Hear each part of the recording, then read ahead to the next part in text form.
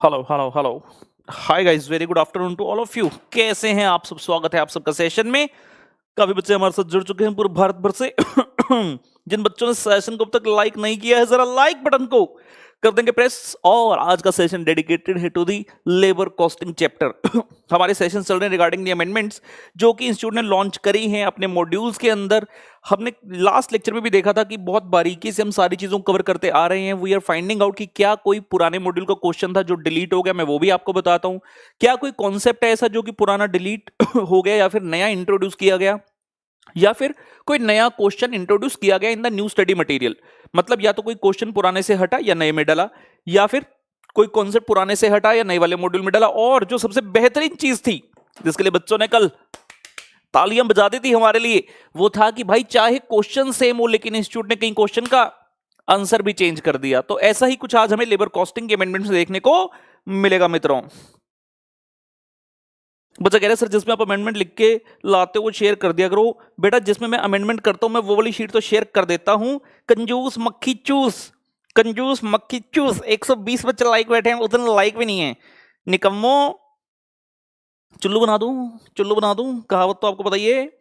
Sir accounts कब start करोगे? कुछ दिनों में अकाउंट्स भी स्टार्ट कर देंगे। मैंने पहले भी कहा था कि कोई ऐसा फिक्स पैटर्न नहीं है कि पहले कॉस्टिंग की अमेंडमेंट से खत्म करनी है। बोरियत भी आ जाती है, मोनोटोनस हो जाता है शेड्यूल। तो मैंने अपनी ओवरहेड चैप्टर तक की तैयारी करके रख ली है। आज लेबर चैप्टर की अमेंडमेंट कर रहे हैं, कल प्रोबेबली इसी टाइम पर मैं ओवरहेड की अमेंडमेंट करा दूंगा।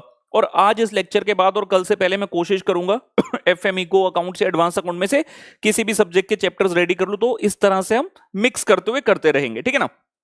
चलिए जी, सेशन में बच्चे जुड़ गए हैं। बच्चे पूछ रहे सर कैसे हैं? बेटा मैं बहुत अच्छा हूं, उम्मीद करता हूं आप सब बच्चे बहुत अच्छे होंगे। ये लीजिए मैं आपको लेकर चलता हूं यहां, ये मैं आपको लेकर चलता हूं यहां। आइए आइए, देर किस बात की है। ये लीजिए। तो ये मैंने कुछ अमेंडमेंट्स अपने हिसाब से मार्क कर लिए हैं। ये हमारी मास्टर शीट है। जो बच्चे मेरे स्टूडेंट है वो जानते हैं कि जब मैं क्लास में भी आता हूँ, फास्ट ट्रैक लेक्चर हो चाहे रेगुलर लेक्चर हो, किसी भी सब्जेक्ट का हो, कॉस्टिंग का, अकाउंट्स का, एफएमई को, एडवांस अकाउंट, किसी का भी, मैं पूरी कॉन्सेप्ट शीट तैयार करके लाता हूँ कि बच्चों को किस किस चीज से कौन सा क्वेश्चन कराना है और कौन कौन से कॉन्सेप्ट के अंदर कौन से क्वेश्चन क्लास पजल या होम पजल के आते हैं। अगर मेरी तैयारी नहीं होगी अच्छी तो मैं क्लास में आउटपुट अच्छा नहीं दे पाऊंगा। इसलिए टीचर के लिए तो भैया हार्डवर्क सबसे पहले जरूरी है। तो इसी तरह से हमने लेबर कॉस्टिंग की शीट बना ली है। लेबर कॉस्टिंग में डिलीशंस काफी ज्यादा हैं। ये डिलीशंस हालांकि न्यू नहीं है, पहले से डिलीशंस हो गई थी। ऑलमोस्ट 1.5 साल से ज्यादा समय हो गया जब इंस्टीट्यूट ने ना कुछ अमेंडमेंट्स बोली थी, लेकिन मॉड्यूल वही था, पुराना मॉड्यूल था। और बच्चों को कहते कि इसमें से ना ये वाले टॉपिक मत पढ़ना, तब भी कई बच्चों को दिक्कत आती थी कि यार क्या सच में इंस्टीट्यूट ने काट दी। तो इंस्टीट्यूट ने जब नया मॉड्यूल जारी किया उसमें से उन टॉपिक्स को सीधा कट ही कर दिया। तो it is very important for us to know कि वो कौन से टॉपिक है, सो दैट हमारे मन में आज के बाद किसी प्रकार की वेगनेस ना रहे कि क्या यार इन टॉपिक को करना है या नहीं करना है। बिकॉज उत्तर इसका बिल्कुल स्ट्रेट फॉरवर्ड है कि उन टॉपिक्स को अब हमने नहीं करना है। कौन कौन से टॉपिक हैं मैं आपको बताऊंगा भी और साथ साथ दिखा भी दूंगा। उम्मीद करता हूं ये शीट आप देख पा रहे होंगे, रीड कर पा रहे होंगे, ठीक है ना, in spite of having the small screens. ये लीजिए, सबसे पहली अमेंडमेंट मैंने लिखी हुई है 3.22 पेज नंबर है ओल्ड मॉड्यूल का, जहां पर एक टॉपिक था डिफरेंशियल टाइम रेट सिस्टम, उसको डिलीट कर दिया गया। मैं फटाफट से साथ साथ दिखाता भी रहूंगा। 3.22 नंबर पेज, ये लीजिए। 3.22 नंबर पेज पर एक ये टॉपिक था, ये न्यू मॉड्यूल में कट गया है, ओल्ड मॉड्यूल में था। अगर कोई बच्चा अभी भी ओल्ड मॉड्यूल रेफर कर रहा है, क्योंकि इंस्टीट्यूट ने नया मॉड्यूल तो थोड़ी दिन पहले ही जारी किया, कुछ महीनों पहले, तो सब बच्चों के पास हो सकता है नया मॉड्यूल ना हो, पुराना हो। तो पुराने में पेज नंबर 3.22 पर ये डिफरेंशियल टाइम रेट सिस्टम है, इसको आपने नहीं पढ़ना। हालांकि ये टॉपिक कभी भी इंपॉर्टेंट नहीं रहा, तो हम भी इसको क्लास के अंदर नहीं करवाते थे। तो हमारे बच्चों के पास पहले से ये वाली अमेंडमेंट पहुंच चुकी है, आपको अलग से कुछ भी नहीं करना है। डिफरेंशियल टाइम रेट सिस्टम, ठीक है ना। उसके बाद बहुत अच्छी अच्छी चीजें आएंगी, ध्यान से मेरे साथ बनना। 3.23 से 3.29 ये 5 चीजें कट गई। क्या क्या? Taylor's differential piece rate system, Merrick differential piece rate system, not task and bonus system, Emerson efficiency system और बिडियोक्स सिस्टम। ये भी, इसके बारे में कई बार डाउट्स आते थे करने की नहीं करना, और ये उन्होंने क्लेरिफाई कर दिया कि भाई अब ये आपको नहीं करना। मैं दिखा दूंगा एक बार बिल्कुल। ये देखिए पेज नंबर 3.23 पर आता हूं, यहां एक हेडिंग लिखा है, if we can see differential piece rate system. उसके अंतर्गत तरह तरह के टॉपिक्स आते हैं, तो हम कह रहे हैं ये कट गया। Taylor differential piece rate system cut गया। टेलर के बाद यहां पर लिखा है Merrick differential piece rate system, भैया तुम भी हट गए, सिलेबस में है ही नहीं, कतई नहीं करना। और जब आप बच्चों के लिए नया कॉस्टिंग मैराथन रिकॉर्ड करेंगे तो वहां पर मैं ये वाली चीजें ऑब्वियसली करवाऊंगा ही नहीं, क्योंकि ये सिलेबस में से हट गई हैं। लेकिन फिलहाल जो मैराथन आप रेफर करते हैं उस वक्त ये चीजें एप्लीकेबल थी, तो उसमें ये चीजें आपको मिलती हैं, लेकिन आपको करने की आवश्यकता नहीं है इन चीजों को। और इसी के साथ याद है कॉस्ट मैराथन ने 7 लाख व्यूज क्रॉस कर लिया भाई। Love you all, love you all. ये देखिए जी, not task and bonus system, इसको भी नहीं करना है। वो पता क्या होता है, जब सिलेबस से कोई चीज कटती है उसकी खुशी कुछ और ही होती है, मतलब ऐसे दिल बोलता है यस कुछ तो कटा, चाहे वो टॉपिक ऐसा हो जिसमें से कभी एग्जाम में आना ही नहीं, लेकिन फिर भी एक चंचल मन होता है, एक नटखट मन होता है बच्चे का, इतने सारे सिलेबस में से इतना सा भी कट जाए साहब तो बहुत सहारा लगता है। बच्चों की बात है, आप क्या समझोगे, मैं समझ सकता हूं। क्यों? क्योंकि सास भी कभी बहू थी, क्योंकि टीचर भी कभी स्टूडेंट था। तो एमर्सन एफिशिएंसी सिस्टम भी कट गया। मैं साथ साथ पेज नंबर डेफिनेटली जानबूझकर दिखा रहा हूं कि पुराने मॉड्यूल में से इन पन्नों को क्रॉस कर देना, पेज नंबर 3.23 से 3.29 तक, और ये लास्ट में पॉइंट स्कीम बिडॉक सिस्टम, तो यहां तक पेज नंबर 3.23 से लेकर 3.29 तक ये सारा कट गया, इवन इंक्लूडिंग देयर इलस्ट्रेशंस। तो यहां तक आपको ये कुछ भी नहीं करना है। यहां तक पेज नंबर 3.30 पर जाकर फर्दर स्टार्ट होता है प्रीमियम बोनस मेथड। ये वाले प्लान है हमारे सिलेबस में जिसमें मेनली हल से है और रोवन प्रीमियम प्लान है, हल से premium and the Rowan plan. तो ये दो एकमात्र ऐसे प्लान है जो अब हमें पढ़ने हैं, बाकी के प्लान हमें नहीं पढ़ने हैं मित्रों, ठीक है ना। उसके बाद बताते हैं आपको पेज नंबर 3.37, इसमें बहुत बच्चों को डाउट था।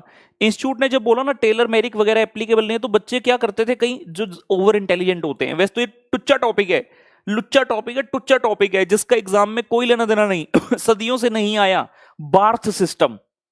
बच्चे कहते थे ये वाला टॉपिक ना टेलर मैरिक्स के साथ नहीं दिया हुआ, बहुत दूर दिया हुआ है, कम से कम 6-7 पेज का गैप था मॉड्यूल में, उसके बाद बार सिस्टम होता था। बच्चे पूछते थे क्या ये करना है, तो इंस्टीट्यूट ने जब नया मॉड्यूल जारी किया उसमें इस टॉपिक को भी निकालकर फेंक दिया, तो ये भी अपने को नहीं करना। मैं दिखा दूं, ओल्ड मॉड्यूल में पेज नंबर है 3.37। ये देखो होता क्या है, प्रीमियम बोनस स्टार्ट हो गया, हल से प्रीमियम आ गया, तो मैंने बोला सिलेबस में, फिर रोवन आ गया, फिर इसकी इलस्ट्रेशंस वगैरह दी जाने लगी, तो ये सब सिलेबस का आपके पार्ट था, ये सभी क्वेश्चन सिलेबस में हैं। लेकिन जो बार्थ प्रीमियम सिस्टम है वो यहां कहीं दिया गया था, तो बच्चे सोचते थे कि यार ये वाला पार्ट तो सिलेबस में है लेकिन प्लीज ये सिलेबस में नहीं है, आपने इसको भी नहीं करना है, क्योंकि न्यू मॉड्यूल के अंदर इसे नहीं दिया गया है। मैं आपको वेरिफिकेशन जरूर करा दूंगा, ये देखो मैं आपको वेरिफिकेशन करा देता हूं, ये देखो ये चित्र बने हुए हैं हल से रोवन में, ये नया मॉड्यूल है, नया मॉड्यूल में ये वाला चित्र, पुराने मॉड्यूल में ये वाला चित्र, पुराने मॉड्यूल में इसके बाद टॉपिक था बार्थ सिस्टम, और उसके बाद ठीक है उसके बाद भी बता दो ग्रुप बोनस। लेकिन यहां पर आप देखेंगे न्यू वाले मॉड्यूल में इस चार्ट के बाद कोई बार्थ सिस्टम नहीं है, तो पूरी तरह से क्लियर है, 100% श्योर है कि ये टॉपिक आपको नहीं करना है। उसके अलावा एक और इंपॉर्टेंट अमेंडमेंट जो आई वो आई इसमें ग्रुप बोनस स्कीम। इंस्टीट्यूट ने जब पहले मॉडिफिकेशन करी थी 1.5-2 साल पहले, जब उन्होंने एक नोटिफिकेशन निकाला था कि ये सिलेबस से टॉपिक हट गए, तो उसमें ग्रुप बोनस का नाम नहीं था, मतलब group bonus scheme was the grey area. कुछ लोग कहते थे सिलेबस में नहीं है, कुछ लोग कहते थे सिलेबस में है, और बीइंग अ टीचर मेरी ड्यूटी ये बनती है कि अगर किसी चीज के ऊपर 100% श्योरिटी नहीं है कि कट गया है नहीं, तो मैं बच्चों को एडिशनली करवा देता था, ठीक है ना। लेकिन जब नया मॉड्यूल आया तो नए मॉड्यूल में इस टॉपिक को बाहर कर दिया गया, और सिर्फ इस टॉपिक को ही नहीं, इससे संबंधित 2 क्वेश्चन होते थे मॉड्यूल के अंदर, उन दोनों क्वेश्चंस को भी निकाल दिया। तो ओल्ड मॉड्यूल में पेज नंबर 3.38 से लेकर 3.42 4 पेज डेडिकेटेड थे इसे, जिसमें इलस्ट्रेशन 19 और इलस्ट्रेशन 20 भी होती थी। दिखाता हूं आपको, आइए ये देखिए group bonus scheme page number 3.38, अगर आप देख पा रहे हैं यहां से चलता था, इसमें थ्योरी भी होती थी काफी सारी, और उसके बाद इसमें ये देखो एक प्रैक्टिकल था इलस्ट्रेशन नंबर 19, जो मैंने कहा कि अब बिल्कुल भी सिलेबस में नहीं है ये टॉपिक पूरा कट गया। इलस्ट्रेशन 19 भी गई, और इसकी एक और इलस्ट्रेशन 20 होती थी। हालांकि इलस्ट्रेशन 20 स्पेसिफिकली ग्रुप बोनस की नहीं होती थी, मतलब नाम ग्रुप बोनस नहीं था। अच्छा क्वेश्चन होता था, कराते हुए मुझे भी क्लास में बड़ा मजा आता था, लेकिन इंस्टीट्यूट कह रहा राहुल जी इतने मजे मत लीजिए, हमने काट दिया, तो भाई ठीक है इंस्टीट्यूट ने भी काट दिया। तो ये सारा ये सब यहां तक, ये टॉपिक पूरा 3.42 नंबर पेज तक आप देख रहे हैं, 3.42 नंबर पेज, ये सारा पुत्र कट हो गया। ये वाली सारी चीज इंस्टीट्यूट ने कट कर दी, ये अब अपने को पढ़ने की आवश्यकता नहीं है। मैं इसलिए कह रहा हूं, हो सकता है जो आपके 1 साल बाद स्टूडेंट्स होंगे ना, उनको ये वाली चीजें बतानी ना पड़े, क्योंकि उनके पास बाय डिफॉल्ट इंस्टीट्यूट ने नया वाला मॉड्यूल भेजा होगा। लेकिन अगर हम में से कुछ स्टूडेंट ऐसे हैं जो कि थोड़े समय से एग्जाम देते आ रहे हैं और किसी वजह से क्लियर नहीं हो रहा, अनफॉर्चुनेट रहे, तो हमारे पास वो पुराना मॉड्यूल ही होगा और पता लगे हम एक्स्ट्रा पढ़े जा रहे हैं, तो ये वाली चीजें आपको नहीं पढ़नी है। साथ में अब बता दूं, अगर आप मेरे स्टूडेंट हैं, कुछ बच्चे जिन्होंने मुझसे क्लास ली है, तो आपने मेरे साथ जब रेगुलर कोर्स किया, उसमें कॉन्सेप्ट नंबर 6 हम करते हैं लेबर चैप्टर में ग्रुप बोनस का, तो वो कॉन्सेप्ट अब आपको करने की आवश्यकता नहीं है। और मैंने ग्रुप बोनस से संबंधित कितने क्वेश्चन क्लास में कराए थे वो भी अब नहीं करने। क्लास पजल में से क्वेश्चन नंबर 15, 16 और 35, ये 3 प्रश्न थे, ये आपको करने की आवश्यकता नहीं है। वैसे बहुत आसान प्रश्न है, अगर आपने एक बार कर लिए, एग्जाम में आ गया, तो आप बिना रिवीजन के भी कर पाओगे। लेकिन फिर भी कई बच्चे होते हैं, कहते हैं सर क्यों इतनी एनर्जी वेस्ट कर रहे हो, क्यों इतना पढ़ा रहे हो, हमने 100 में से 100 लाना ही नहीं, आप ऐसे इतना एनर्जी वेस्ट कर रहे हो। तो उन बच्चों के लिए बोल दिया, 15, 16, 35 नंबर छोड़ देना, काट देना, नहीं आएगा। और होम पजल में भी था एक प्रश्न, प्रश्न नंबर 12, ये किन स्टूडेंट्स के लिए, मेरे वाले स्टूडेंट्स के लिए, टीआरजी स्टूडेंट्स के लिए। तो आपको ये चीजें लेबर चैप्टर से अब आवश्यकता नहीं है करने की मित्रों, इस बात को ध्यान में रखेंगे, ठीक है ना पुत्र, ये आपको अब नहीं करना है। बहुत जबरदस्त चीज बताने वाला हूं। अब जो मेन चीज आ रही है, point number 5, 3.44 page number in the new module. देखते हैं ऐसा क्या है पेज नंबर 3.44 पर, जो मैं इतना इसको कह रहा हूं कि भाई बहुत इंपॉर्टेंट है। आपको याद है लास्ट क्लास में जब मैंने आपको मटेरियल चैप्टर की अमेंडमेंट भी कराई थी, तो उसमें एक पॉइंट था जिसको मैंने कहा था कि यस, डेंजर लेवल, जब डेंजर लेवल निकालते हैं तो नॉर्मल कंजम्पशन नहीं, मिनिमम कंजम्पशन होना चाहिए। और इंस्टीट्यूट को मैंने आपको सबको वेरीफाई भी कराया था कि नवंबर 2017 के क्वेश्चन में, और जहां पर आपके मेथड्स रहते हैं, separation method, replacement method, flux method, etcetera etcetera.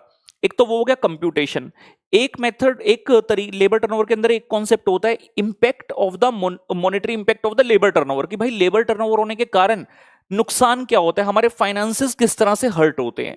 तो उसमें एक टाइप का क्वेश्चन है, बहुत ही फेमस क्वेश्चन है, तो ऑब्वियसली मैं भी कराता था बच्चों को, लेकिन मॉड्यूल में उसका क्वेश्चन का आंसर डिफरेंट था। और हर बच्चा मुझे डाउट नंबर भी भेजता रहता था, सर देखो आपने ये किया, इंस्टीट्यूट ने ये किया, जबकि मैं अपनी क्लास में चीख चीख के कहता हूं कि प्लीज मुझे ऐसे डाउट मत भेजना, क्योंकि हमें बिल्कुल पता होता है कि इंस्टीट्यूट ने अपने मॉड्यूल में क्या किया। कई चीजें ऐसी होती हैं जो कि हमें लगता है कि डबल ट्रीटमेंट हो सकती है, वेग चीजें, तो उसमें हम कह देते हैं कि ठीक है जैसा इंस्टीट्यूट कर रहे हैं आप करके आ जाइए। लेकिन कई चीजें ऐसी होती हैं जहां पर ग्रॉस मिस्टेक किया जाता है इंस्टीट्यूट के द्वारा। इंस्टीट्यूट भी ह्यूमन एरर कर सकता है, कोई ऐसी बात नहीं है, और काफी ज्यादा ही करता है, हम सब जानते हैं, ठीक है ना। तो इंस्टीट्यूट अगर किसी चीज को कह रहा है, मान लो 2 to the 5 कह रहे हैं इंस्टीट्यूट, तो यार मैं जबरदस्ती 2 to the 5 तो नहीं कराऊंगा ना, मैं तो 2 to the 4 कराऊंगा। तो ये एक ऐसा प्रश्न था जिसमें मेरा और इंस्टीट्यूट का कभी मैच ही नहीं किया, बिकॉज मेरी थिंकिंग कहती थी कि डैश होना चाहिए, इंस्टीट्यूट की थिंकिंग कहती थी डैश होना चाहिए। आपको आराम से क्वेश्चन पढ़ाता हूं, वेरी वेरी इंपॉर्टेंट क्वेश्चन, और जितने भी स्टूडेंट्स हैं उनका डाउट क्लियर हो जाना चाहिए आज इस क्वेश्चन में, क्योंकि जो बच्चे सेल्फ स्टडी करते हैं वो अब तक गलत कर रहे थे, अब आपको सही करना है, क्योंकि इंस्टीट्यूट ने भी अपने मॉड्यूल में नए वाले में इंस्टीट्यूट ने इसका आंसर सही कर दिया है मित्रों, सही कर दिया है। आइए देखें एक बार क्वेश्चन पढ़ते हैं आराम से। कहते the management of BR limited is worried about their increasing employee turnover in the factory. Turnover बढ़ रहा है, सेल्स वाला टर्नओवर नहीं, लेबर का टर्नओवर, मतलब लेबर आना जाना लगा हुआ है। एक अच्छी ऑर्गेनाइजेशन वो होती है which can retain its employees. अगर बहुत ज्यादा लोग आ रहे हैं जा रहे हैं तो यार ये तो अच्छी ऑर्गेनाइजेशन नहीं हुई, तो वो वरीड हो गए। And before analysing the causes and taking the remedial steps it wants to have an idea of profit forgone due to the employ turnover in the last year. कहते हैं हमें जरा ये तो पता चले कि लेबर टर्नओवर के कारण पिछले साल हमारा कितना प्रॉफिट फोरगोन हुआ। प्रॉफिट फोरगोन का मतलब जितना पैसा हम कमा सकते थे नहीं कमा पाए क्योंकि हमारे पास लेबर ही नहीं थी। देखते हैं लास्ट ईयर की सेल्स है 83,03,300, पीवी रेशो है 20%। पीवी रेशो हमारे लिए नई चीज नहीं है, हम जानते हैं मार्जिनल कॉस्टिंग चैप्टर के माध्यम से कि अगर मैं सेल्स को प्रॉफिट वॉल्यूम रेशो से मल्टीप्लाई कर दूं तो मेरे पास कंट्रीब्यूशन आ जाता है। तो देर किस बात की है, 83,03,300 इंटू 20% पुत्र ਇਹ ਵਾਲੀ ਵੈਲਿਊ ਸਾਡੇ ਕੋਲ ਆ ਜਾਂਦੀ ਹੈ ਕੰਟਰੀਬਿਊਸ਼ਨ ਦੀ, ਮੈਂ ਇੱਥੇ ਲਿਖ ਲਾਂ रुपी 16,60,660 16,60,660 रुपए की कॉन्ट्रीब्यूशन आ गई, मतलब पिछले साल की। सुनते रहेंगे देखते रहेंगे। The total number of actual hours worked by the direct employee force was 4,45,000, 4,45,000 घंटे लेबर फोर्स ने काम किया। इसके अंदर the actual direct employers included 30,000 are attributable to training the new recruits. क्या कह रहा है क्वेश्चन कि भैया 4,45,000 घंटे काम किया हमने, इसके अंदर 30,000 घंटे तो ट्रेनिंग वाले हैं, out of which half of the hours were unproductive. जब ट्रेनिंग दी जा रही है वर्कर को, पूरे साल में 30,000 घंटे ट्रेनिंग दिया, लेकिन उसमें से आधे आवर्स ही प्रोडक्टिव है। रीजन बिंग, अगर आपने कभी बिजनेस स्टडीज को पढ़ा है तो वहां पर एक ऑन द जॉब ट्रेनिंग का कॉन्सेप्ट होता था। एक ट्रेनिंग ऐसी होती है जो कि आप क्लासरूम टीचिंग कह सकते हैं। मान लो आपने कोई ऑर्गेनाइजेशन ज्वाइन की, जैसे कि मैंने 2010 31 मई को जब EY ज्वाइन किया था, ऑलमोस्ट 11 साल पहले, मैं कई महीना था, तो हमें 2 दिन तक क्या किया गया, एक कॉन्फ्रेंस रूम में बिठाकर जितने भी नए लोग थे उनको ट्रेनिंग दी गई, बताया गया कि कैसा शर्ट डालना, कैसा पेन डालना, किस कलर की टाई वगैरह जो है आपको चाहिए होगी, कैसा बूट वूट चाहिए आपको, और आपके जो ग्रूमिंग है उसकी क्या क्या जो आवश्यकताएं हैं। तो 2 दिन पूरा इसी तरह ग्रूम किया गया। No, this is called off the job training. लेकिन there is something called on the job training. On the job training का कॉन्सेप्ट होता है जहां पर आप अनस्किल्ड वर्कर की बात करते हैं। मान लीजिए एक वर्कर है, उसने एक फैक्ट्री को ज्वाइन कर लिया, अब उसको वो मशीनरी के ऊपर काम कैसे करना है आप क्लासरूम में बिठाकर, कॉन्फ्रेंस रूम में बिठाकर नहीं समझा सकते। We will have to take that particular worker near the machine और उसे बताना पड़ेगा कि भाई यहां से पहले ऑन करना, फिर ये स्टेप है, यहां से आपने इसको क्लिक करना, ये करना, वो करना, तो पूरा प्रोसेस सिखाया जाएगा। ऑब्वियसली वर्कर नया है तो एकदम से तो समझेगा नहीं। अगर पुराना वर्कर जो मेरा काफी समय से मेरे साथ है उसको तो सारा आता है, अगर वो जॉब छोड़कर ना जाता तो पूरी तरह से काम कर रहा होता, मतलब जितने घंटे वो लगाता वो प्रोडक्टिव होते। लेकिन क्योंकि पुराने वाले इंप्लॉय छोड़ गए, नए वाले मुझे लाने पड़े, तो जब मैं उनको ट्रेनिंग दे रहा हूं वो भी सीख रहे हैं, धीरे धीरे काम कर रहे हैं, तो जितने घंटे ट्रेनिंग दिया वो सारे के सारे प्रोडक्टिव तो हो नहीं सकते। तो क्वेश्चन कहता है जो आपने 30,000 घंटे की ट्रेनिंग दी ना भैया, उसमें से 15,000 प्रोडक्टिव हैं और बाकी के 15,000 अनप्रोडक्टिव हैं। इतनी बात भी समझ में आ गई। तो इसमें से क्वेश्चन कह रहा है 30,000 घंटे जो थे ट्रेनिंग के, उसमें से इस 30,000 घंटे में से 15,000 प्रोडक्टिव हैं और 15,000 अनप्रोडक्टिव है। 15,000 प्रोडक्टिव हैं और 15,000 अनप्रोडक्टिव है। देखते जाइए, इसी में मेन चीज छुपी है इस क्वेश्चन की। आगे सुनिए। As a result of delay by the personal department in filling the vacancy due to labour turnover. क्या कह गई इतनी बड़ी सी English? Due to result of delays by the personal department. ये कौन है? HR department. कंपनी के अंदर इंप्लॉइज का लाना, कितने इंप्लॉय की रिक्वायरमेंट है उसको पूरा करने की जिम्मेवारी HR डिपार्टमेंट के ऊपर होती है। जैसे कि कल को आप लोग भी चार्टर्ड अकाउंटेंट एक्सेट्रा बनेंगे, तो जब आप किसी ऑर्गेनाइजेशन में अप्लाई करेंगे तो आपका डायरेक्ट जो कोऑर्डिनेशन होगा, जो डायरेक्ट आपकी बातचीत होगी, वो ऑर्गेनाइजेशन के टेक्निकल लोगों से नहीं होगी, HR डिपार्टमेंट से होगी। तो कहते HR डिपार्टमेंट ने क्या किया? डिले किया। किस चीज में? In filling the vacancy. किस वजह से? जो कि लेबर टर्नओवर के कारण हुई थी। मतलब जो पुराने लोग छोड़कर गए, मुझे सेम डे पे उनकी जगह नया इंप्लॉय मिल ही नहीं पाया, जिसकी वजह से पूरे साल के दौरान 1 लाख पोटेंशियली प्रोडक्टिव आवर्स वर लॉस्ट। क्या मतलब है इसका? 1 लाख पोटेंशियली प्रोडक्टिव आवर काम हो सकता था जो कि नहीं हो पाया क्योंकि साढ़े कोल वर्कर ही नहीं सी। फॉर एग्जाम्पल, वर्कर छोड़कर चला गया 25 अप्रैल को। अब हमारे पास सिस्टम तो ऐसा होना चाहिए कि वर्कर छोड़कर गया तो 26 अप्रैल को वर्कर तैयार होना चाहिए अगला, लेकिन हुआ ही नहीं। 25 अप्रैल को छोड़कर गया, फिर हमने वैकेंसी डाली, लोगों ने अप्लाई किया, इंटरव्यू लिए, फिर जहां वो पुरानी जगह जॉब करते थे वहां उन्होंने नोटिस दिया होगा, तो लेट्स से डिले होता रहा। इस डिले के कारण 1 लाख घंटे जो काम हो सकता था वो नहीं हो पाया, पोटेंशियल प्रोडक्टिव आवर। और ब्रैकेट में कितना क्लियरली उसने बताया, एक्सक्लूडिंग अनप्रोडक्टिव ट्रेनिंग आवर। मतलब ये जो 1 लाख वाले हैं पोटेंशियली प्रोडक्टिव हो सकते थे, these are other than the 15,000 unproductive hour जो ट्रेनिंग वाले हैं। समझ में आ रही है बात? 4,45,000 में से, कृपया यहां पर देखेंगे स्क्रीन की तरफ, 4,45,000 में से 30,000 घंटे तो उसने बोला ट्रेनिंग के हैं, और यानी कि बाकी आपके जो 4,15,000 घंटे रह गए, इसको मैं क्या करता हूं, थोड़ा सा इस तरफ इसको शिफ्ट करता हूं। 4,45,000 आवर्स में से 30,000 घंटे तो आपके ट्रेनिंग वाले हैं और बाकी रह गए 4,15,000। ये कौन से हो गए? ऑब्वियसली ये प्रोडक्टिव आवर्स हो गए, क्योंकि इसमें तो काम हुआ ही है। जो 1,00,000 घंटे हैं वो इसके अंदर इंक्लूड नहीं है।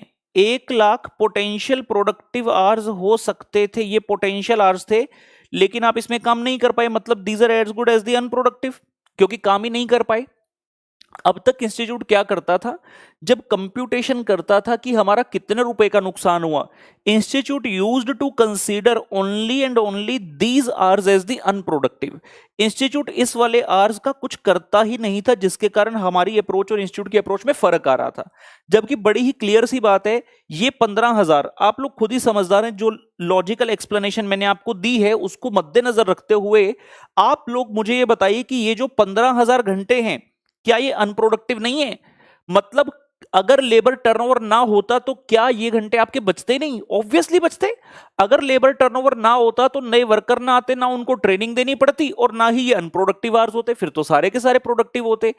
तो यहीं पर मैं आपको दिखाना भी चाहूंगा, मैं जब ये क्वेश्चन क्लास में कराता हूं तो हमने आज तक ठीक ही किया। ये देखो, if you guys can see on the screen, में थोड़ा एनलार्ज करता हूं इसे, ये देखिए, जब हम एनालिसिस ऑफ आर करते हैं, 4,45,000 घंटे के अंदर 30,000 ट्रेनिंग वाले हैं, जिसमें से 50% प्रोडक्टिव, 50% अनप्रोडक्टिव हैं, और एक पोटेंशियली प्रोडक्टिव आ रहे हैं 1 लाख वाले। इंस्टीट्यूट सिर्फ पोटेंशियल प्रोडक्टिव को ही मानता था कि वो अनप्रोडक्टिव हैं, जो 15,000 ट्रेनिंग वाले हैं उसको मानता ही नहीं था। अभी आराम से सब चीज बताऊंगा आपको। एक ये बात हो गई, इसके बारे में वापस आएंगे। उसके अलावा क्वेश्चन कहता कुछ कॉस्ट इनकर हुई ड्यू टू एम्प्लॉय टर्नओवर, जैसे कि settlement cost due to leaving, जब पुराना वर्कर छोड़कर जाता है तो फुल एंड फाइनल सेटलमेंट करी।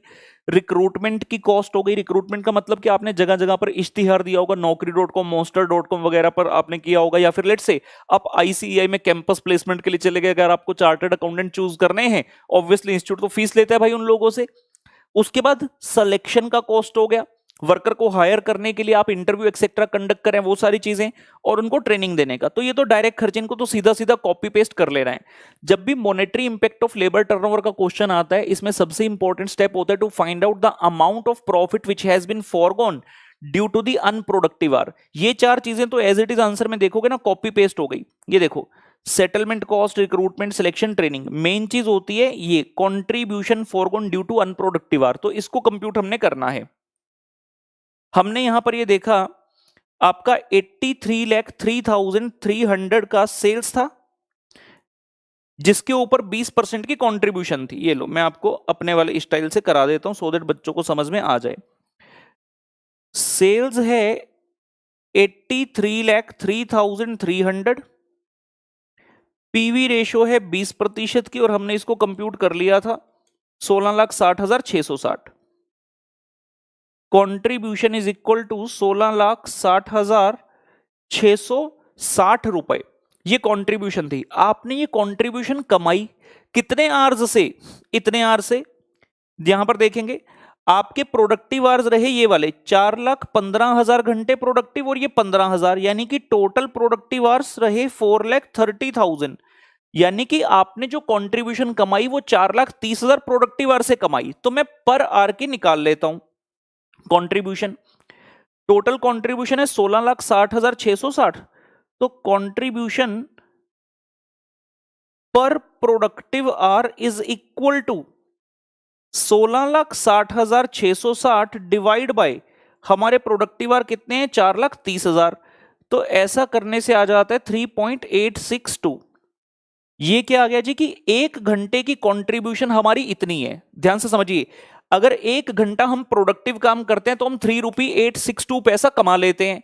अब आपके इस क्वेश्चन के डाटा के हिसाब से टोटल ये 15,000 और ये वाले 1 लाख, कुल मिलाकर 1,15,000 ऐसे हैं जो कि अनप्रोडक्टिव हैं। अगर ये भी आवर्स प्रोडक्टिव हो जाते तो मैं इनसे भी तो पैसा कमाता। मतलब लेबर टर्नओवर होने के कारण 1,15,000 घंटे की कंट्रीब्यूशन में कमा ही नहीं पाया। सो कंट्रीब्यूशन ऑफ, या I should say contribution lost due to unproductive hours, contribution lost due to unproductive hours is equal to आपके टोटल अनप्रोडक्टिव कितने? 1,15,000 मल्टीप्लाई बाय 3.862। ये वैल्यू आ गई पुत्र कैलकुलेटर तक कितना जदों मैं 4,44,130 रुपीज 4,44,130 यानी कि जो अनप्रोडक्टिव आ रहे हैं अगर वो अनप्रोडक्टिव ना होते प्रोडक्टिव होते तो I could have earned this much more contribution. तो जब हम बनाएंगे computation of profit forgone due to labour turnover, ये 4 पॉइंट तो क्वेश्चन में गिवन थे और ये वाले पॉइंट की हमने क्या की है कंप्यूटेशन। तो इंस्टीट्यूट ने नए मॉड्यूल में तो ऐसे कर दिया, अब जरा आपको दिखाएं पुराने मॉड्यूल में क्या है, क्योंकि पुराने वाले मॉड्यूल में गलत है, जिनके पास पुराना मॉड्यूल है उसमें आंसर सही करना होगा आपको। आइए आपको बताते हैं यहां पर इन्होंने क्या किया इस क्वेश्चन में। ये देखिए ये क्वेश्चन है आपके पास, बिल्कुल सेम क्वेश्चन। इसमें आंसर देखना जरा, इसमें इंस्टीट्यूट ने कितना आंसर निकाल रखा है 5 लाख। हमने अपने नए वाले मॉड्यूल में कितना आंसर निकाला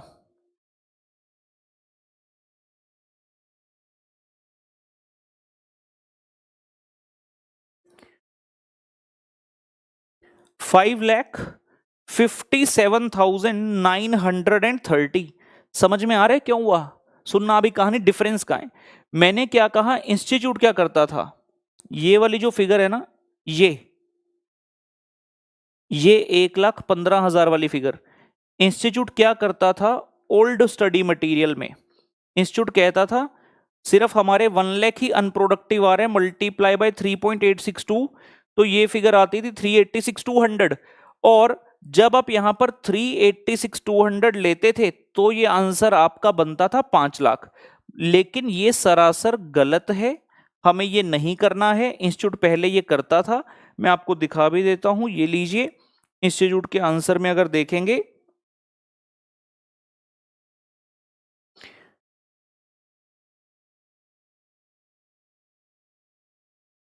ये देखो ये रहा उनका 386,200। रीजन क्या बताया, वो यहां पर 1 लाख आवर्स से मल्टीप्लाई करते थे। This is wrong, it should have been multiplied by 1,15,000। तो ये गलती के कारण पूरा आंसर इंस्टीट्यूट का डिफरेंट आता था हमसे। तो भाई जो मेरे वाले स्टूडेंट्स हैं वो खुश हो जाएं कि आपको सही पढ़ाया गया है बिल्कुल, ठीक है ना। और जिन बच्चों ने क्लास नहीं ली मुझसे या फिर कहीं और से क्लास ली और उनके टीचर ने उनको यही करा दिया, क्योंकि मैं जानता हूं ऐसे बहुत सारे लोग होते हैं जो देखते हैं इंस्टीट्यूट ने क्या किया वही करा देते हैं, ठीक है ना, अपना एक्स्ट्रा एफर्ट नहीं डालते, जबकि इंस्टीट्यूट का आंसर सरासर गलत था पहले भी। तो अब आप प्लीज उस आंसर को ठीक कर लेंगे, ठीक है ना। इस क्वेश्चन में किसी प्रकार का डाउट नहीं होना चाहिए। बच्चे पूछ रहे सर इस क्वेश्चन में 445 से क्यों डिवाइड नहीं किया? बेटा प्रोडक्टिव आर, जितने आपके प्रोडक्टिव आ रहे हैं उतने की ही तो कंट्रीब्यूशन निकालोगे। मैंने जो कमाई की वो कितने घंटों से कमाई की, अनप्रोडक्टिव से तो कमाई की ही नहीं। जैसे मैं कहता हूं मान लो आप एक दिन में 15 घंटे बैठे, आपने 4 चैप्टर खत्म किए, तो मैं ये नहीं कह सकता 15 घंटे डिवाइड बाय 4 एक चैप्टर को कितना टाइम लेगा, क्योंकि 15 में से आपने सिर्फ 12 घंटे ही प्रोडक्टिविटी दिखाई है। तो we will consider only the productive, that is 12 hours, not the 15 hours. Okay, तो इसलिए 4,45,000 से डिवाइड नहीं होगा। कितने से डिवाइड होगा? 4,30,000 से। और ये मैंने इसीलिए आपको अपनी क्लास का आंसर भी दिखा दिया। किसी को नोट अगर करना होगा तो आप बच्चे क्या कर सकते हैं, मैं तो यहां ज्यादा नहीं रुक सकता, लेकिन आप बच्चे क्या कर सकते हैं पॉज करके, क्योंकि यूट्यूब पर ही रहने वाली वीडियो, पॉज करके इस चार्ट को नोट कर सकते हैं। जब भी ये क्वेश्चन आता है इसमें सबसे पहला काम होता है एनालिसिस ऑफ आवर्स को करना। एंड इवन रुको मैं आपको और बेहतरीन तरीके से ये दिखा सकता हूं, फिर जिस किसी को चाहिए होगा वो यहां से कर लेगा।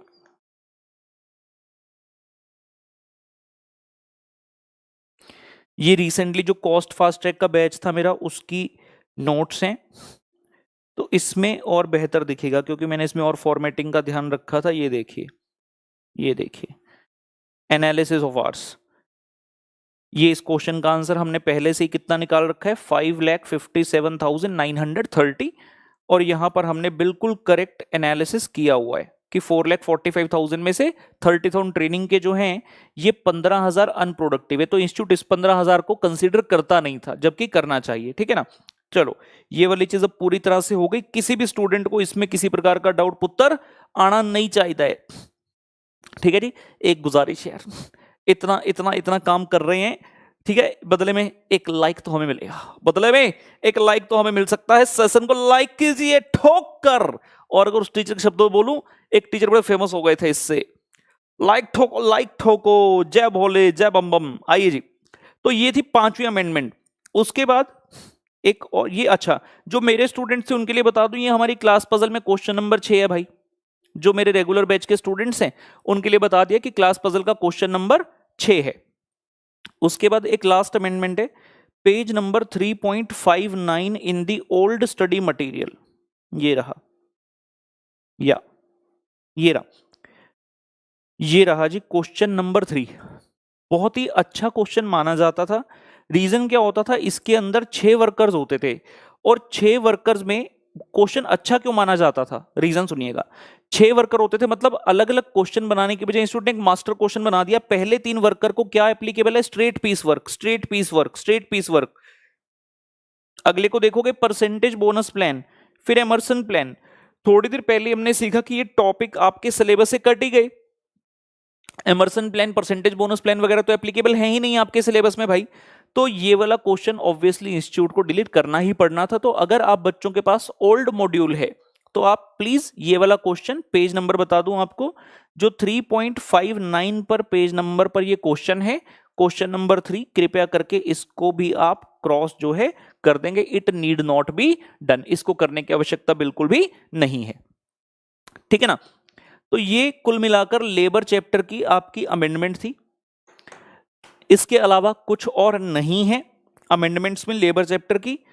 इतनी ही बातचीत थी, सारी खत्म हो गई। जो शीट मैंने करी है न्यू स्टडी मटेरियल का, ये वाला पॉइंट, ये जो किया है, ये मैं शेयर कर दूंगा टेलीग्राम चैनल पर, तो आप वहां से इसको ले सकते हैं मित्रों। ठीक है दोस्तों, ठीक है दोस्तों, क्या कह रहे हैं बच्चे, एक बार देख लें। ओनली प्रोडक्टिव लेंगे, बिल्कुल मैंने सही से बता दिया।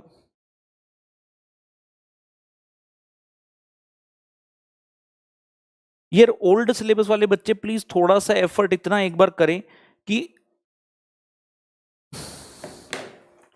ठहरो मैं ही एफर्ट कर देता हूं, मैं ही एफर्ट कर देता हूं, मैं ही एफर्ट कर लेता हूं। आईपीसी नहीं जी, जब आईपीसी के लिए वेबसाइट पर जाते हैं, if you can see that, दिखाऊं आपको एक चीज, रुको, स्टूडेंट्स में गए, नॉलेज पोर्टल, यहां पे आपका आ रहा है new scheme intermediate course. Intermediate course के अंदर यहां पर मैं गया कॉस्ट एंड मैनेजमेंट अकाउंटिंग। इसमें पहला पॉइंट है स्टडी मटेरियल। स्टडी मटेरियल में जाता हूं तो आप देख रहे हैं यहां पे क्या लिखा है, applicable for may 2020 exam onward, मतलब पुराने वाले को स्क्रैप कर दिया, सिर्फ यही एप्लीकेबल होगा, लेटेस्ट। और यही चीज जब हम ओल्ड वालों में देखते हैं, मैं फिर से कहां गया, Bose knowledge portal, board of study, यानी कि इसमें ये old scheme of education and training यानी कि आईपीसी। आईपीसी में गया further cost accounting and financial management. इसके अंदर जब जाता हूं स्टडी मटेरियल प्रैक्टिस मैनुअल पर, तो यहां पर सिंपल क्या लिखा है, relevant for may 2016 examination onward. तो यानी कि इसमें चेंजेस उन्होंने नहीं किए, क्योंकि 2016 से एक ही मॉड्यूल उनका चलता आ रहा है, ठीक है ना। मेरे ख्याल से this will now end all the points which were there in the mind of the students की क्या ओल्ड सिलेबस वालों को एप्लीकेबल है कि नहीं। तो मॉड्यूल उन्होंने सिर्फ नए वाले बच्चों का ही चेंज किया है, तो नए वाले बच्चों को ही एप्लीकेबल है, ठीक है ना। और जिन बच्चों ने भैया अब तक नहीं देखा है आरटीपी कॉस्ट का, आरटीपी जो मई 2021 का, that is very good, very important. 3 session में मैंने उसको कराया था, वो वाला प्लीज आप देख लेना। और साथ ही साथ एफएम इको का भी जो आरटीपी है वो किया जा चुका है सॉल्व मेरे द्वारा, देख लेना दोनों को, क्योंकि दोनों के अंदर इस बार बहुत बेहतरीन प्रश्न है। अगर आपने 2018 का या 19 का नहीं देखा चलेगा, उसमें कुछ ज्यादा इंपॉर्टेंट बातें, नई बातें नहीं थी, लेकिन इस बार के जो आरटीपी हैं, those are really very brilliant, framed by the institute, specifically FM वाला, उसमें काफी नए पॉइंट्स हैं। तो जो मेरे स्टूडेंट्स हैं वो भी, और जो मेरे स्टूडेंट नहीं है वो भी, सारे बच्चे उस आरटीपी को अच्छे से जो है कर लेंगे, ठीक है ना। बच्चे कह रहे हैं सर जो हमसे आप बाद में क्लास लेंगे आप उनके लिए अपलोड कर देना, ठीक है, मैं ये वाले सेशन को कॉम्प्रेस करके आपके लिए गूगल ड्राइव पर भी अपलोड कर दूंगा, तो आपको यूट्यूब पर आने की आवश्यकता नहीं रहेगी। और बताओ क्या चाहिए सर, आपको टाइम हो तो 3.59 पेज का क्वेश्चन फर्स्ट करा दो बेटा। 3.59 में ऐसा क्या है, मैंने सारे कराए हुए क्लास में यार। रुको क्या है, कहाँ है, 3.59 का क्वेश्चन 1। ओ यार, इस क्वेश्चन का आंसर मैं शेयर कर दूंगा, इतनी क्या बात हो गई। और अगर आपने टेस्ट सीरीज वगैरह अच्छे से की होगी मेरी पुराने वाली भी, क्योंकि मैं बच्चों को कहते रहता हूं, तो आपको वहां पर इसका उत्तर मिल जाना चाहिए था। बस अगर I love you sir ji, बेटा love you too mister Arun Goyal classes. Sir मजा आ गया, थैंक यू पुत्र। सानू भी बहुत मजा आ गया। जब ये टाइम होता है, जब आप और मैं मिलते हैं, तो बहुत खुशी के पल होते हैं। पूरे भारत भर के बच्चों से हम मिलते हैं, तो इसकी खुशी अलग होती है। ठीक है, और उम्मीद करता हूं सब बच्चे जितनी पढ़ाई हो सकती है कर रहे होंगे। समय कम से कम गंवाना है। चाहे मैंने पहले भी कहा, इस मुश्किल समय में पूरी तरह से कंसंट्रेट जो करना वो मुश्किल कई बार हो सकता है, लेकिन still we have to try our best कि हम अपना एनर्जेटिक रहते हुए जितनी भी पढ़ाई कर सकते हैं उतनी करते रहें। और ये वाली चीज मैंने पहले भी कही थी, अब भी कह रहा हूं, जिस बच्चे का एक ही ग्रुप था, दूसरे ग्रुप के बारे में नहीं सोचा था, दूसरे ग्रुप की तैयारी स्टार्ट कर दो। क्योंकि एग्जाम दो ऑप्शन है, या तो हुए ही नहीं, अटेम्प्ट ही कैंसिल हो गया पिछली बार की तरह, तो भी आप नवंबर में क्यों एक ग्रुप दे रहे हो? फिर तो आप दोनों की तैयारी कर सकते हो ना। और अगर मान लो एग्जाम हुआ भी, तो भी अभी तो होने वाला नहीं है। आज कौन सी तारीख होगी? 13 मई है आज। इंस्टीट्यूट ने कहा था 25 दिन पहले नोटिस देंगे। अभी के जो हालात है, नोटिस आने से रहा, एग्जाम मुझे नहीं लगता कि जुलाई से पहले हो सकता है। तो जुलाई तक भी अपने पास 1.5 महीने से ज्यादा पड़ा है। Why are we wasting this time? You can start with the preparations of group 2। ऐसा नहीं कि चारों सब्जेक्ट स्टार्ट करने, कोई भी 2 सब्जेक्ट स्टार्ट कर लो स्पेसिफिकली, लेट से जिसमें अमेंडमेंट नहीं आती, जैसे कि अपने एफएमई को एडवांस अकाउंट हो गए, ईएस में कई बार अमेंडमेंट आ जाते हैं, और ऑडिट में तो क्योंकि कंपनी एक्ट इन्वॉल्व है तो उसमें तो काफी अमेंडमेंट आ सकती है। और भाई अगर इन सब्जेक्ट की तैयारी आप स्टार्ट करोगे तो बहुत अच्छा होगा, ठीक है ना। क्योंकि नवंबर में अगर एग्जाम हमें देना है, तो एटलीस्ट ये 2 मेजर सब्जेक्ट जो है हम काफी हद तक इनको कवर कर सकते हैं। और एक दिन में 2 सब्जेक्ट को करना कोई बड़ी बात नहीं है, आप 2-2 लेक्चर भी देखकर कर सकते हो। और अगर आपको क्लास करनी है तो ऑब्वियसली मैं तो यहां पर यही कहूंगा कि भाई हमारा एफएमई को और एडवांस अकाउंट को कॉम्बो है, आप वेबसाइट पर जाकर जो है ले सकते हैं। बहुत बेहतरीन तरीके से पूरी नॉलेज का प्रदर्शन लेक्चर्स के दौरान किया गया है, और हमसे ज्यादा हमारे रिजल्ट बोलते हैं। बच्चा कहता सर कोई न्यू क्वेश्चन नहीं है। नहीं जी, इसमें जो था मैंने करा दिया बेटा, विश्वास रखो। बहुत ज्यादा पूरा मैं अपनी तैयारी करके आता हूं, कुछ जो भी होगा मैं यहां पर आपको करा दिया करूंगा। बस कहता आज गाना नहीं हुआ सर, गाना नहीं हुआ। गाना गाना हो मैनू इश्क तेरा ले डूबा, मैनू इश्क तेरा ले डूबा, ऐसा क्यों होता है तेरे जाने के बाद। आता नहीं यार, I am very bad at remembering the lyrics of the song. चलो बट फिर भी कुछ तो गा दिया, बल्ले बल्ले हो गया। चलिए जी, आपसे मुलाकात करेंगे कल के सेशन में। कल मैं कुछ प्लान करूंगा, अगर मैं कुछ ज्यादा पढ़ा पाया, ओवरहेड का सेशन तो होगा ही, उसके अलावा अगर कुछ और भी करा पाए तो वो भी कराऊंगा। हो सकता है ओवरहेड का सेशन 3:15 के आसपास ही रखेंगे। दूसरे सेशन का हो सकता है मैं टाइम चेंज कर दूं थोड़ा, 2 सेशन कोशिश करेंगे रख लेंगे। तो उसके लिए टेलीग्राम चैनल पर बने रहिएगा और देख लीजिएगा कि किस समय मैं आ रहा हूं, तो उस समय फिर से आप और मैं साथ में बैठेंगे। चलिए आज का सेशन करते खत्म, टाटा बाय बाय, और अपना ध्यान रखेंगे सारे बच्चे।